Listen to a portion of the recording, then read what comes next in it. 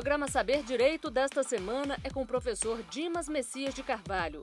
O curso é sobre direito de família. Tem dúvidas sobre o assunto? Mande um e-mail para nós, saberdireito@stf.jus.br. E você também pode estudar pela internet, www.tvjustiça.jus.br. Olá, sou o professor Dimas Messias de Carvalho e continuando as nossas aulas aqui de Direito de Família, nós vamos tratar agora da forma de dissolução, das formas de dissolução do casamento pela separação jurídica e pelo divórcio. Para isso é interessante nós fazermos um pequeno retrospecto sobre o casamento no direito brasileiro.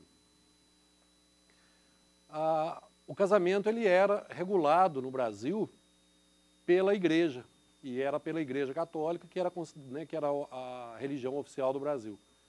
Então esse casamento, ele durante todo esse período em que ele foi regulado pela Igreja Católica, aplicava-se, na realidade, a legislação que se aplicava era o Concílio de Trento, de 1563, e as constituições do Arcebispado da Bahia, que era a legislação que regulava o casamento no Brasil.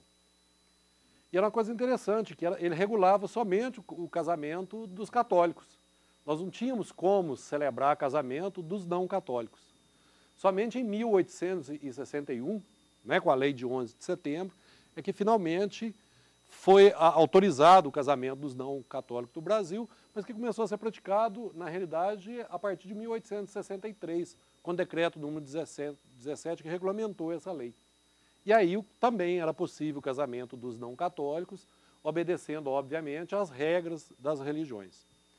Somente em 1889, com a promulgação da República, é que finalmente ocorreu então a separação entre a Igreja e o Estado. E a partir desse momento da separação entre a Igreja e o Estado, o casamento deixou de estar regulamentado no Brasil. Certa urgência, uma legislação que regulasse o casamento no Brasil. E foi então aprovado, foi instituído o casamento civil com um decreto número 181 de 1890. E esse decreto, ele regulamentava, é muito interessante o decreto, que hoje, quando a gente observa a separação os procedimentos preliminares ao casamento, o procedimento de habilitação do casamento, as formas de casamento nulo, casamento anulável, todas essas formas eram reguladas nesse decreto número 181 de 1890. E esse decreto, no artigo 88, ele dispunha o seguinte: o divórcio não dissolve o vínculo conjugal, mas autoriza a separação indefinida dos corpos e faz cessar o regime de bens, como se o casamento fosse indissolúvel. O que esse decreto ocorria? O que esse decreto, na realidade, trouxe para o direito brasileiro? Ele trouxe essa figura do divórcio, mas não um divórcio como nós conhecemos hoje na nossa legislação. O divórcio que era chamado na ocasião de divórcio de cama e mesa, em que eles continuavam casados, o casamento era dissolvido, era indissolúvel, não dissolvia o casamento, mas era autorizada a separação indefinida de corpos e fazia cessar o regime de bens. Ou seja, resolvia a questão patrimonial do regime de bens e os cônjuges não precisavam mais estar vivendo em conjunto. Então é interessante que tem uma novela de época que está passando atualmente, que uma das personagens da novela, ela fala que é divorciada, e de um casamento de época, e talvez isso pode causar estranhezas a algumas pessoas desavisadas. Falar, mas como se o divórcio somente ocorreu em 1977, que nós vamos ver para frente? Mas na realidade era isso, que o divórcio ele era conhecido, o que é hoje a separação judicial ou o desquite. Então já em 1890. A Constituição de 1890, ela reconheceu apenas o casamento civil e não reconhecia o casamento religioso com efeitos civis. Houve realmente um total rompimento entre a Igreja e o Estado, mais do que existe hoje, que se admite o reconhecimento do casamento celebrado pela autoridade civil. O Código Civil de 1916, ele manteve o reconhecimento somente do casamento civil, não previa na sua edição originária de 1916 os efeitos civis do casamento religioso, e ele trocou finalmente a expressão divórcio por desquite. Por quê? Porque no direito comparado, né, na legislação alienígena, nós já tínhamos a hipótese de dissolução do casamento pelo divórcio. Então ele substituiu a expressão divórcio pelo desquite, que é uma expressão que ficou muito bem enraizada no direito brasileiro, né, o desquite. Todo mundo sabia que o desquitado, a desquitada, era aquela pessoa que foi judicialmente e rompeu a sociedade conjugal, mas continuava impedido para novo casamento, porque estava vinculado matrimonialmente àquele casamento que teve o regime de bens já dissolvido. E aí nós tivemos uma coisa muito importante em 1934. A Constituição Federal de 1934 já começava a surgir no Brasil manifestações da vontade de se dissolver o casamento fora dos casos de anulação, nulidade e pela morte. Ou seja, já surgia no Brasil, já se discutia a possibilidade daquele casamento que foi válido ser dissolvido com os cônjuges em vida, libertando-os, né, do vínculo conjugal. E a Constituição, como nós tínhamos uma Constituição predominantemente católica, os congressistas predominantemente católicos e com uma força política muito grande da Igreja Católica, na Constituição de 1934, para dificultar, o objetivo foi esse, para dificultar a dissolução do casamento pelo divórcio, para não ser admitido o divórcio no Brasil, ela dispôs no parágrafo único do artigo 144 que a lei civil determinará os casos de desquite e de anulação de casamento. Ou seja, pela primeira vez no corpo constitucional, né, no corpo da lei maior nossa, acabou trazendo questões do direito civil, questões do direito de família, que não eram necessárias estar incluído ali no bojo da Constituição, com o objetivo de que não fosse adotado pela lei ordinária o divórcio. Porque a partir do momento que ele fala que a lei vai regular somente os casos de desquite e de anulação de casamento, vedava qualquer possibilidade de, através de uma lei ordinária, ser instituído o divórcio no Brasil. Né? Então, pela primeira vez, e também, finalmente, a Constituição de 1934 reconheceu os efeitos civis do casamento religioso.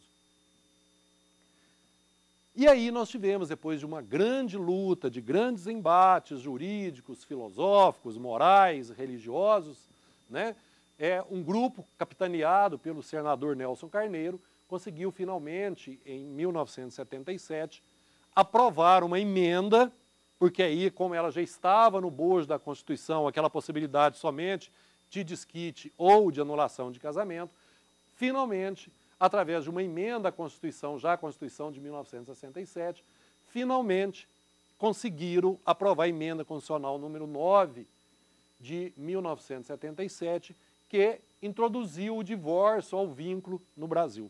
Então, a emenda constitucional, ela finalmente trouxe ao divórcio, não o divórcio de cama e mesa, como era antes, né, na promulgação da República, mas agora o divórcio ao vínculo para romper o casamento válido das pessoas que estivessem vivas. E aí ela deu nova redação, o artigo 175, parágrafo 1º da Constituição Federal, e que dizia o seguinte: o casamento somente poderá ser dissolvido nos casos expressos em lei, ou seja, remetia para uma lei ordinária, a Constituição remetia para a lei ordinária, desde que haja prévia separação judicial por mais de 3 anos. Então, o que a Constituição fez? Ela, primeiro, remeteu para a lei ordinária regulamentar os casos de dissolução do casamento, que seria através do divórcio. E segundo, ela estabeleceu que somente poderia ocorrer o divórcio convertendo-se à separação judicial. Ela trouxe a expressão separação judicial, substituindo a expressão desquite. E quando ela trouxe isso, o que ela fez? Ela criou aqui no Brasil uma dicotomia. Ela criou 2 procedimentos para uma dissolução do casamento. Primeiro eu separo judicialmente, aí eu passo um estágio probatório de 3 anos, e aí depois eu peço a conversão em divórcio. E o que foi isso? Foi a necessidade de ceder aos antidivorcistas, que achavam que o divórcio ia acabar com o casamento, que o divórcio ia acabar com a família. Então foi necessário que colocasse essa grande dificuldade. O artigo 2º da emenda constitucional não foi introduzido na Constituição, mas ele dizia o seguinte, ó, a separação que trata o parágrafo 1º do artigo 175, ou seja, a conversão da separação em casamento após 3 anos, poderá ser de fato, ou seja, não preciso mais converter, eu posso divorciar diretamente, ou chamar de divórcio direto. Devidamente, poderá ser de fato, devidamente comprovado em juízo e pelo prazo de 5 anos, se for anterior à data desta emenda. O que esse artigo 2º diz? Aqueles que já estavam separados de fato há mais de 5 anos antes da emenda, antes de 77, poderiam pedir o divórcio direto. Mas depois da emenda você não poderia pedir. Se teve 5 anos, se tinha 4 anos antes da emenda, não poderia complementar 1 ano depois. Então, na realidade, há algumas raras exceções de quem já estava separado de fato, há mais de 5 anos, nós passamos a ter o divórcio por conversão no Brasil, o divórcio da separação judicial. Então, aí nós passamos a ter 2 procedimentos. Nós passamos a ter uma dicotomia, né? Eu primeiro separo, para depois eu converter aquela separação. O que a emenda constitucional fez? Ela previu expressamente, então, a separação judicial, tá, no texto da Constituição, previu a conversão do divórcio, né? E mais ainda, continuou remetendo para a lei ordinária regulamentar. Aí veio a Lei 6.515, de 26 de dezembro de 1977, a famosa Lei do Divórcio, né? Para regular a emenda constitucional número 9 de 1977. Como já tinha ocorrido na Constituição, ela substituiu a expressão desquite por separação judicial, né? E criou os modelos de separação judicial, e com grandes dificuldades para que se tivesse as formas de você conseguir essa separação judicial. Nós vamos falar mais à frente, mas na realidade o que ela acabou fazendo? Ela criou a separação litigiosa, que poderia ser de 3 formas, né? A separação falência, quando já estava separado de fato, a separação sanção com culpa, quando imputasse culpa a um dos cônjuges, né? Como se um fosse unicamente o responsável, né? Pelo fim do amor, pela quebra do amor, pelo fim do casamento, e a separação remédio quando um fosse doente mentalmente. E a separação consensual, que era aquela quando existia acordo dos cônjuges, né, perante o juiz. Em todas elas, ela exigiu prazos longos, exceto na separação litigiosa, sanção ou por culpa. E o que nós tivemos? Nós tivemos a separação judicial, substituindo o antigo desquite, que somente dissolve a sociedade conjugal e não dissolve o casamento, né? Ou seja, não pode casar-se, mas pode reconciliar com o cônjuge. A pessoa continua ficando presa. E tivemos, então, a partir daí, a outra hipótese do divórcio, né? Nessa dicotomia desses 2 institutos, em que extingue o vínculo conjugal do casamento. Então, e o interessante é isso, a separação ela termina com o casamento. Acaba o regime de bens, acaba os deveres de coabitação, acaba o dever de fidelidade, né? Ela acaba com o casamento, ela termina o casamento, mas não extingue o vínculo. Me parece que tem uma pergunta, né, de um dos alunos nesse sentido. Olá, professor. Meu nome é Vivian Lopes e eu gostaria de saber se a separação judicial extingue o regime de bens. Pois é o que nós acabamos de dizer, Vivi. Na realidade, a separação judicial ela acaba extinguindo o regime de bens e alguns dos deveres do casamento, né? Os deveres do casamento de mútua assistência, de fidelidade recíproca, de guarda dos filhos, mas o dever de coabitação, ela extingue o regime de bens, então acaba separado judicialmente, não tem mais a sociedade conjugal, não existe mais. E também alguns dos deveres, como coabitação e o dever de fidelidade. Bem, meus queridos, senhores e senhoras, o que nós presenciamos disso? Nós presenciamos que, na realidade, o divórcio não acabou com a família, né? O divórcio, pelo contrário, ele pôde trazer a possibilidade de muitos que estavam vivendo um casamento extremamente infeliz, extinguir aquele vínculo, ou de muitas e muitas pessoas que já estavam desquitadas, e essas pessoas já constituíam uma nova união, viviam em concubinato e não poderia regularizar a sua situação.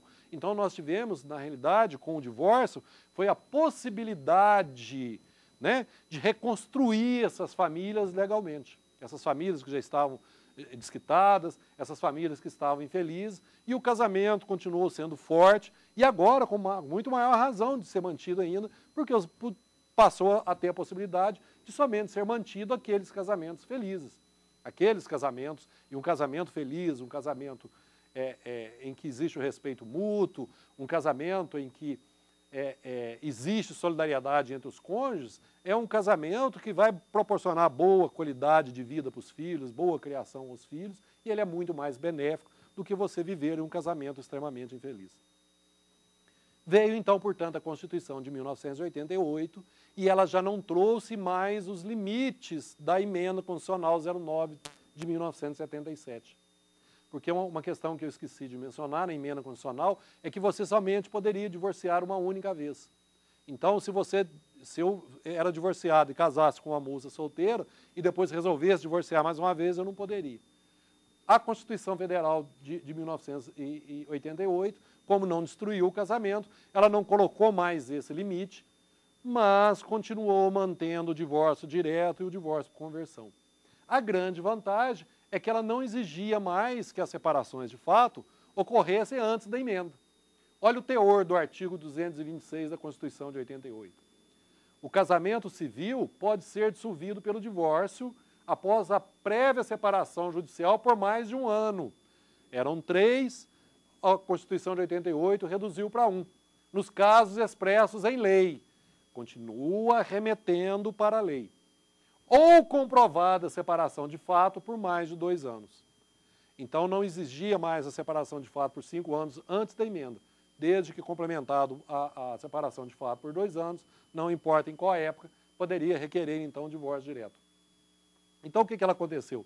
Ela reduziu os prazos e facilitou o divórcio direto, né, mediante a separação de fato a qualquer tempo, abrandou o rigor da norma anterior, mas manteve expressamente no texto constitucional. E eu estou chamando muita atenção dos senhores para isso.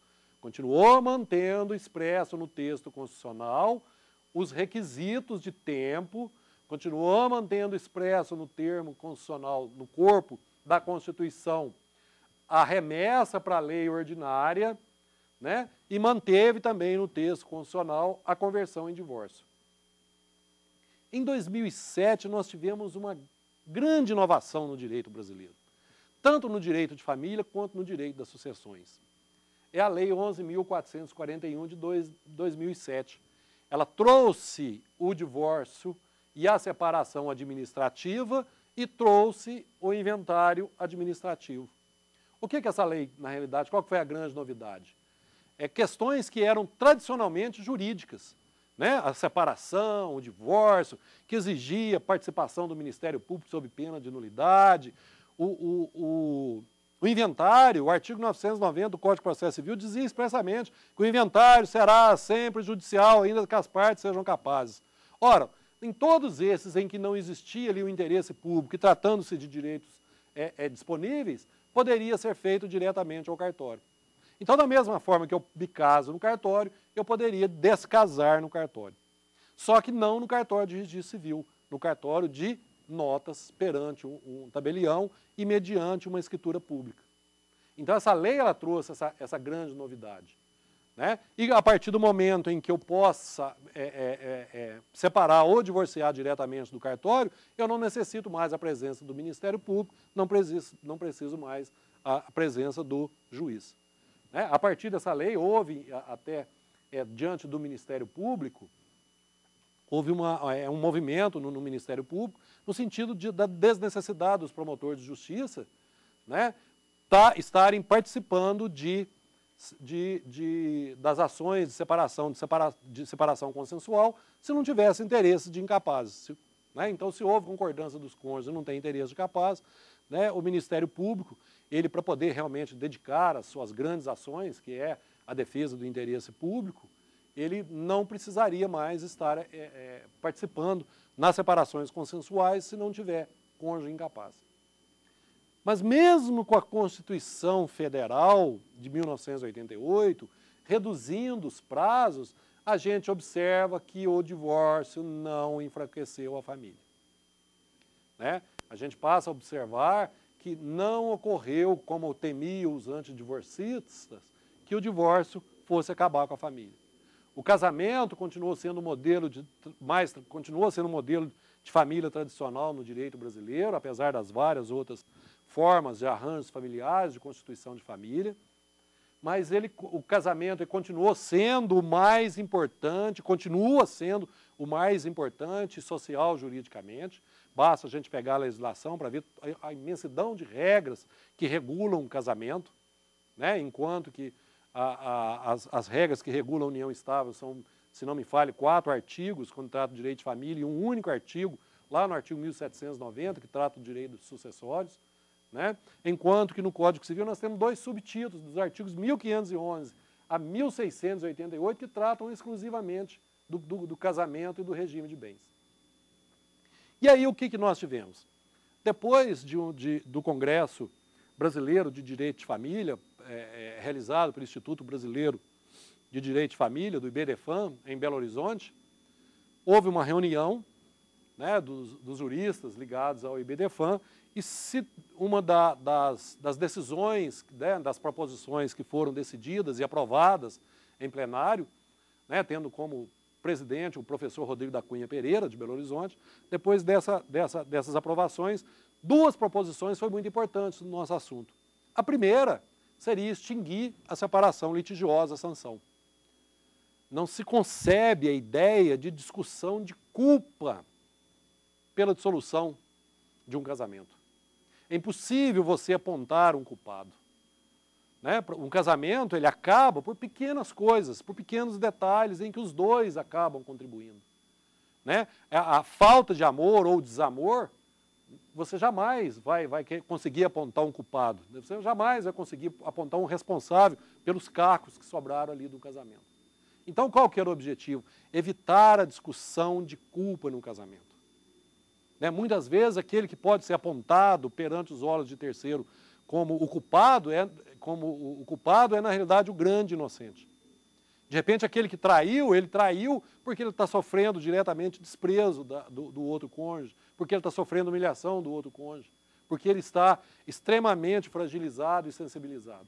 Então, na realidade, você não tem como estar apontando um culpado no casamento e estar discutindo culpa com sanções graves em razões dessa culpa. Então, um dos primeiros objetivos era esse. Como não dependia de uma emenda constitucional, porque isso estava na lei, na própria lei do divórcio, foi apresentada uma emenda. E, finalmente, foi apresentada uma emenda para excluir os prazos e excluir a separação judicial do sistema jurídico brasileiro, para nós acabarmos com esse duplo instituto desnecessário, você fazer uma separação e depois converter aqui no juízo. É extremamente prejudicial, são 2 desgastes, são 2 vezes indo ao judicial, são 2 despesas judiciais, despesas de cartório, e além de estar prendendo aquela família, aquele casal, durante todo esse período. Então foi apresentada a proposta da emenda constitucional, coisa que se acabou se transformando nessa proposta de emenda, na emenda constitucional número 66, de 14 de julho de 2010. E o que essa emenda fez? Ela deu a nova redação ao artigo 226. E ele passou a ter a seguinte redação: o casamento civil pode ser dissolvido pelo divórcio. Ponto. A proposta original, é interessante destacar isso, ela dizia: o casamento civil pode ser dissolvido pelo divórcio, vírgula, nos termos da lei. Mas durante os debates chegou-se à conclusão que era desnecessário uma lei para estar regulamentando. E foi excluído, então, nos termos da lei. E também foi excluído do texto constitucional, por isso que eu estava chamando a atenção nas disposições constitucionais anteriores, também foi excluído do texto constitucional a separação judicial, o divórcio por conversão, a extinção dos prazos, e não remeteu mais para a lei ordinária regular a separação e o divórcio. Com esse texto, casamento civil pode ser dissolvido pelo divórcio, acabou-se a discussão, né, de culpa, acabou-se a discussão da separação. E aí, o que aconteceu com essa emenda? Ela trouxe uma grande discussão no meio jurídico. E essa grande discussão que ela trouxe do meio jurídico acabou se transformando em debate com 2 correntes opostas, e uma das correntes opostas subdividida em 3 correntes. E parece que tem uma outra pergunta de alunos. Olá, professor Dimas. Eu sou o Felipe Carvalho Lage. Aqui tem uma dúvida. Eu queria saber se o casal que possui filhos maiores pode se divorciar no cartório? Tudo bem, Felipe. Obrigado aí pela sua pergunta. Pode sim. Se eu tiver filhos maiores, nós vamos até ver já no finalzinho de tratar do divórcio administrativo. Se eu tiver filhos maiores ou menores emancipados, Felipe. Se o filho, na realidade, eu não posso ter filhos incapazes. Se eu tiver filhos incapazes, não pode ser feito em cartório. Os requisitos para o divórcio em cartório, Felipe, é que os cônjuges sejam capazes, estejam acordados e não possuem filhos incapazes. Então, se eu tiver um filho maior, mas incapaz, um filho interditado, aí sim existe o interesse público e intervenção do Ministério Público. Ou se eu tiver filhos menores de idade, existe necessidade de intervenção do Ministério Público. Nessas oportunidades em que não exige essa intervenção no Ministério Público, ou seja, mesmo tendo todos os filhos, se eles forem maiores e capazes, pode sim ser feito o divórcio administrativo. A sua pergunta é muito interessante, Felipe, porque muitas pessoas confundem. Imaginem que o divórcio administrativo só pode ocorrer se não tiver filhos. Pode sim ter filhos, desde que sejam capazes. Ou seja, maiores ou os menores entre os 16 e 18 anos emancipados. Né? E aí muito advogado acaba orientando. Você tem um filho de 16 anos? Tem. Então faz uma escritura pública de emancipação que ele passa a ser capaz e aí você pode fazer o divórcio por escritura pública. Né? Então vamos agora debatermos e vamos ver os vários reflexos, né, que ocorreu com essa emenda constitucional 66 de 2010 e comparando e aplicando as regras do direito intertemporal. As duas discussões básicas, a primeira delas, né, que são: está mantido ou está incluída a separação judicial no sistema brasileiro? Né? Uma posição defende, que é a posição majoritária, né? Ela defende no Tribunal de Justiça de Minas, por exemplo, e vários outros tribunais, que acabou a separação no ordenamento jurídico brasileiro. Os grandes juristas defendem essa posição, por exemplo, o jurista Paulo Lobo, né, que a emenda constitucional, se a gente fizer uma interpretação teleológica da norma constitucional, uma interpretação histórica, sistemática, nós vamos ver, em razão de não estar mais no texto constitucional a remessa para a lei, os prazos, a exigência dos requisitos, que ela extinguiu a separação judicial, que não existe mais no termo. Né? O desembargador Newton Teixeira, um grande professor de direito de família, né, um grande jurista, foi juiz por muitos anos na primeira vara de família de Belo Horizonte, né, o professor Newton foi um dos primeiros a realmente também debater isso, né, no sentido de que a partir da emenda constitucional 66 de 2010, acabou, está sepultada a esdrúxula dicotomia da existência de dissolução na sociedade conjugal e dissolução do casamento. Não tem mais essa necessidade de dicotomia no direito brasileiro. Acabou. Hoje só tem dissolução do casamento, extinção do vínculo conjugal. Né? Ela não tem mais no direito brasileiro. O desembargador Vieira Brito, né, do Tribunal de Justiça de Minas, que a emenda constitucional, e é muito importante essa conclusão dele, é uma norma de eficácia plena, de aplicabilidade direta, imediata e geral. Ela não depende da lei ordinária para ser eficaz, ela não depende da lei ordinária para poder ser aplicada, para poder produzir efeitos. A eficácia dela é plena e a aplicabilidade imediata. O desembargador Caetano Lagrasta, um grande desembargador lá do Tribunal de Justiça de São Paulo, um grande jurista de direito de família, também no mesmo sentido, a separação, o Instituto de Separação não foi mais recepcionado na nova ordem jurídica constitucional. O Rodrigo da Cunha Pereira, o presidente do IBDFAM brasileiro, né, a emenda constitucional extirpou a anacrônica, inútil separação judicial. E vários outros julgados, outras decisões, né, de que acabou o divórcio é a única forma de dissolução do casamento. Né, e estamos diante aí de uma questão de direito intertemporal e que acabou realmente a separação judicial. A corrente minoritária continua defendendo a manutenção da separação e com argumentos sólidos. Da mesma forma da solidez dos argumentos de que acabou em razão da Constituição Federal, também são sólidos os argumentos de que estão mantidos a separação.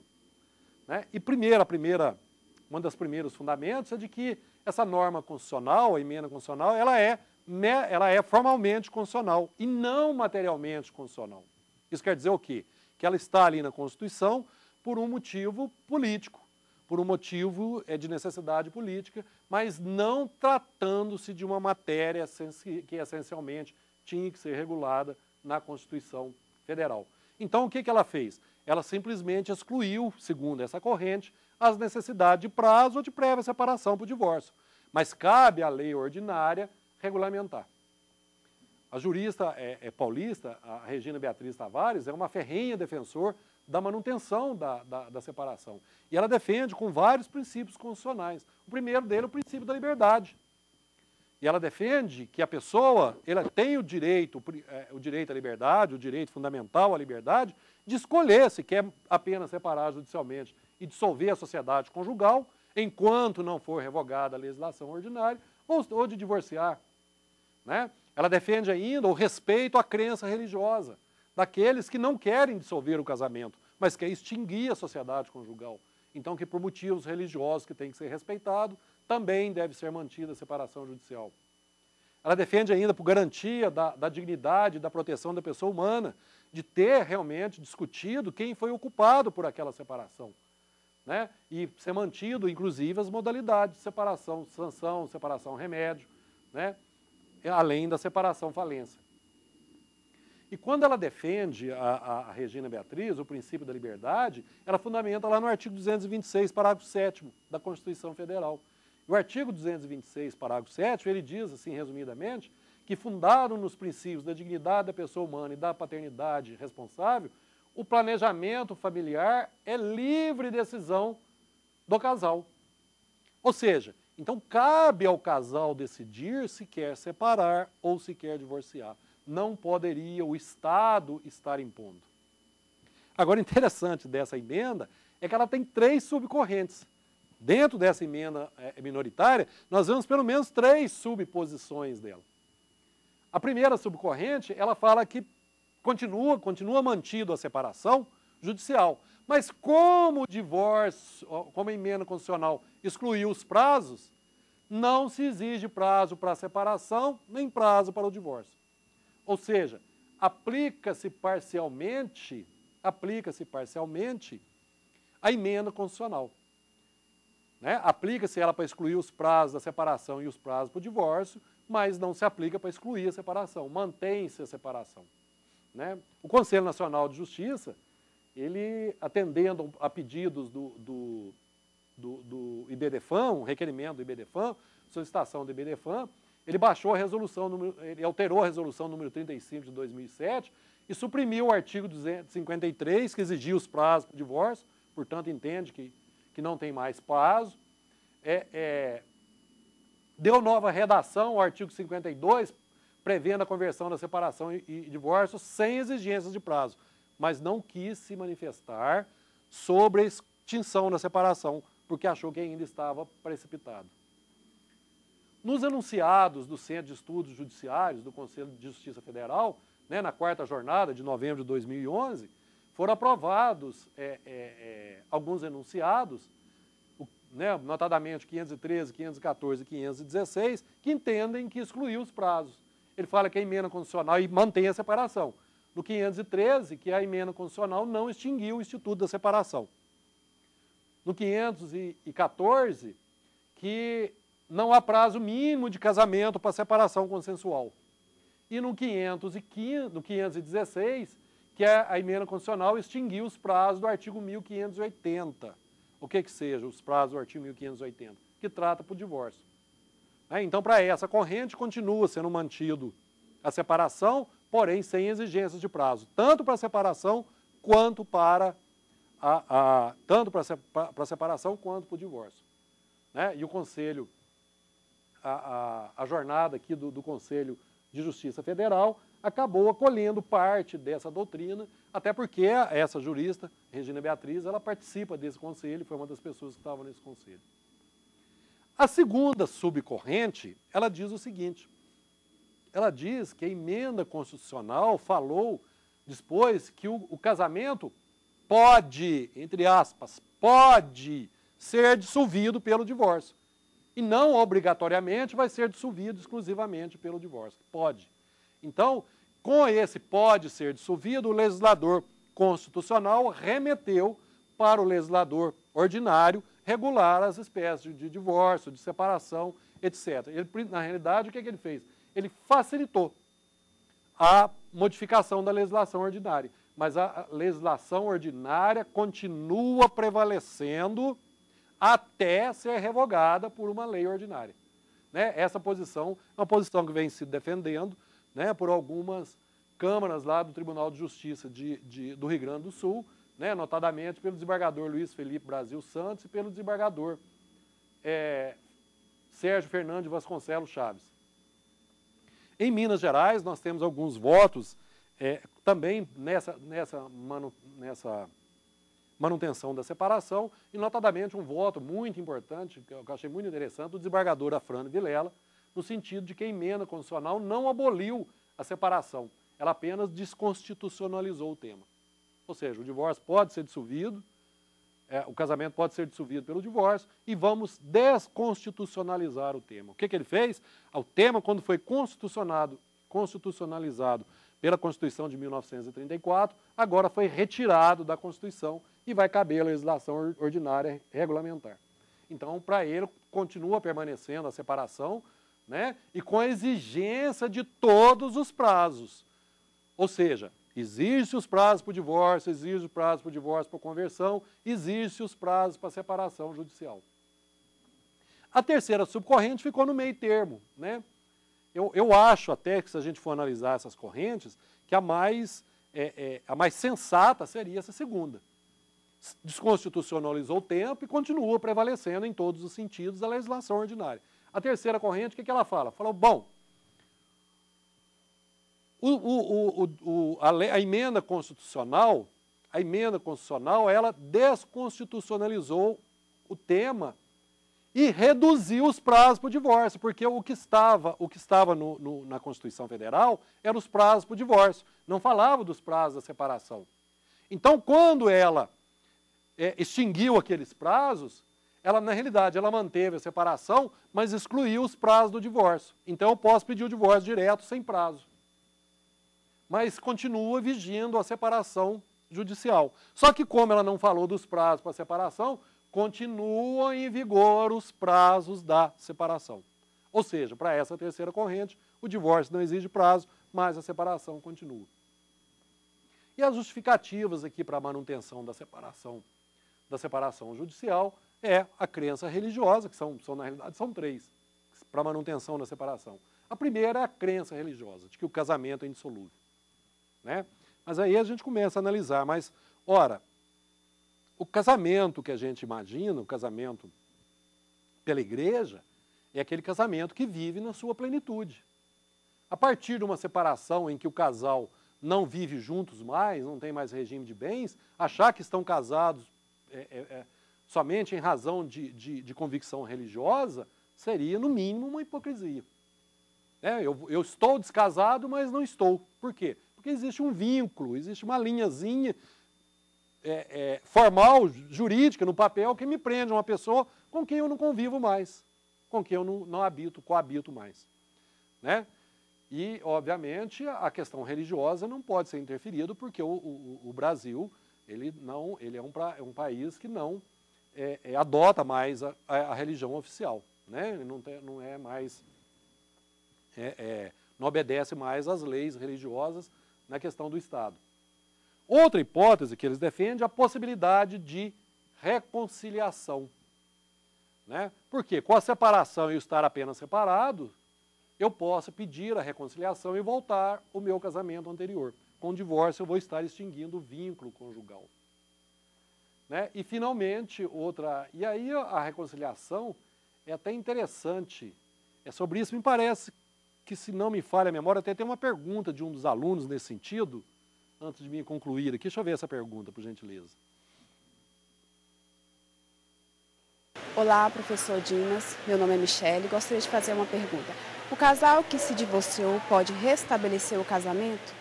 Pois é, Michele, muito interessante a sua pergunta, justamente sobre isso aqui, nessas justificativas aqui para a manutenção da separação. A possibilidade de do casal divorciado reconciliar. Quem divorciou, Michele, extinguiu o vínculo do casamento, não existe mais casamento, acabou. Então ele não pode reconciliar, não pode revalidar aquele casamento anterior. Mas ele pode, Michele, fazer uma coisa muito mais chique, muito mais romântica. Ele pode casar novamente. Né? Enquanto na separação eu posso reconciliar com pedido perante o juiz, no divórcio eu caso novamente. Né? Novamente eu faço as juras de amor eterno, novamente eu reitero os meus compromissos. E uma coisa até muito interessante que eu falo disso, fica muito mais chique, muito mais elegante, muito mais romântico e com uma grande facilidade, Michele. Eu vou até saber as pessoas que eu vou estar convidando para o casamento. Aquele convidado que não me deu presente, que bebeu na festa, que fez vexame, que foi inoportuno, eu não vou convidar mais. Né? Então eu vou recasar, eu vou fazer um novo casamento. Tá? Mas respondendo objetivamente a sua questão, não. Se eu estiver divorciado, eu não posso recasar. Eu não posso reconciliar. Eu tenho que recasar, tenho que casar novamente com todos os trâmites. Né? Então seria muito mais romântico. E uma outra opção, uma outra justificativa para a manutenção da separação seria o prazo para reflexão antes do divórcio. Né? Ou seja, se eu separar judicialmente, só depois de 1 ano que eu vou pedir a conversão, então eu teria 1 ano para extinguir o casamento ou não. Ora, hoje já é pacífico na jurisprudência que o regime de bens acaba com a separação de fatos. Mas eu posso pedir, se eu quero juridicamente regularizar isso, posso pedir uma separação de corpos de efeito satisfativo, até que eu mantenha depois ou não, eu entre com divórcio ou não, ou eu peço a suspensão dessa separação de corpos. Então também teria juridicamente uma forma de estar resolvendo. Né? O Estado, né, uma outra questão do direito intertemporal, logo quando surgiu a emenda constitucional e que chegou-se àquela primeira conclusão da imensa maioria de que não existia mais separação, uma outra questão que surgiu foi que sobre o estado civil dos separados de fato. Ora, se não existe mais separação, eu não posso mais ter o estado civil de separação separado judicialmente. Na realidade, mantém-se sim, né? Não tem alteração automática, até porque foi um direito adquirido, foi um ato jurídico perfeito, né, que ocorreu naquele momento. Outra discussão é que se acabou o divórcio, cabe ainda a reconciliação dos separados de direito, desculpe, se acabou a separação, eu posso me reconciliar? Se você está só separado judicialmente, também questão de direito intertemporal, direito adquirido, você pode pedir a reconciliação normalmente em juízo. E a conversão da separação em divórcio? Continua existindo? Né? Para a segunda corrente, a corrente minoritária, claro, normalmente. Para a primeira corrente, como extinguiu o divórcio, caberia a conversão na separação? Houve muitos doutrinadores, muitos juristas, que falaram que isso seria automático. Quem estava separado passava automaticamente a ser divorciado. Claro que não. São institutos diferentes, são momentos diferentes, né? Então, quem estava separado judicialmente, para poder extinguir, não está quem só está separado judicialmente, não está com o vínculo do divórcio extinto, precisa sim pedir a conversão dessa separação em divórcio. Em razão do direito intertemporal, aplica-se a legislação, mesmo para outra corrente. Uma outra questão que teve uma discussão muito grande foram das ações judiciais em andamento. Né? Quando entrou a emenda constitucional, acabou o divórcio, e aqueles que estavam com a ação em andamento? A providência que foi adotada pela posição majoritária, a minoritária continuava a ação, posição majoritária, é que deveriam intimar as partes para readequar o pedido. Se eles não readequassem o pedido, extinguiria a separação, extinguiria a ação por impossibilidade jurídica do pedido. Né? Artigo 267, inciso 6 do Código de Processo Civil. E as ações de separação ajuizadas após a emenda constitucional? Para aqueles que defendem que a separação foi extinta, o processo vai ser extingue-se o processo por impossibilidade jurídica do pedido. Para aqueles, obviamente, que entendem que a separação permanece, continua. E aí nós estamos começando a ter sérios problemas. Nós estamos começando a ter sérios problemas. Porque, como no Brasil, nós adotamos o sistema da civil law, ou seja, nós adotamos o que determina a lei e não se aplica a teoria dos precedentes judiciais com força vinculativa, como ocorre na common law, principalmente no direito norte-americano, cada juiz decide de acordo com a sua convicção. Então, enquanto nós não tivermos uma súmula vinculante do Supremo Tribunal Federal, cada juiz vai estar decidindo. Na minha comarca, na comarca de Lavras, quando eu atuava como promotor, a primeira vara civil decretava, entendeu que não tinha mais o divórcio. Né? O juiz acabou acolhendo nossos requerimentos, nossos pareceres, não tinha mais o divórcio. E aplicava-se diretamente o divórcio, não tinha mais separação, aplicava diretamente o divórcio. O juiz da segunda vara civil entendia que continuava tendo a separação, continuava tendo o divórcio e continuava tendo os prazos. Então, se distribuísse uma ação e ela caísse na segunda vara, se a ação fosse de divórcio direto e não tinha o prazo de 2 anos, o juiz julgava o processo improcedente. Né? Se caía uma ação de separação e caía na primeira vara, o juiz extinguia o processo em julgamento do mérito por impossibilidade jurídica do pedido. E isso tem ocorrido nos próprios tribunais. Isso tem ocorrido nas próprias câmaras cíveis. Existem muitos casos, né, que nas câmaras cíveis são 5 desembargadores e somente 3 é que vão votar. Se 2 desembargadores daquela Câmara entendem que acabou a separação, se um deles só tiver com os outros 3, ele vai ser voto vencido e vai ser mantido a inexistência de separação. Mas se os 2 que têm essa posição cair com um terceiro que entende que acabou, vai ser mantida a separação judicial. Então, esse é um dos grandes problemas que nós estamos tendo atualmente. Né? E o divórcio administrativo ou extrajudicial continuou em vigor, mesmo não tendo mais, continuou em vigor, sem a exigência dos prazos, conforme essa orientação do CNJ. Né? E já prosseguindo, já para a gente ir encerrando essa questão do divórcio, né, nós vamos tratar agora um pouquinho das modalidades de divórcio. Nós temos, na realidade, hoje, as modalidades do divórcio consensual, né, diante da emenda constitucional, não teríamos mais o divórcio por conversão, a não ser naqueles casos anteriores à emenda constitucional. Nós vamos ter o divórcio, então, consensual e o divórcio litigioso. O divórcio consensual é muito simples, aplica o que se aplicava na separação consensual. Ele é requerido pelas partes em conjunto, adota-se o procedimento ali da separação consensual e homologa-se o acordo entre as partes. Se não tiverem filhos incapazes, ele pode ser feito administrativamente. O divórcio litigioso judicial, o litigioso só pode ser judicial, não é possível administrativamente. Né? É desnecessário comprovar cláusulas, tempo de casamento, tempo de separação de fato.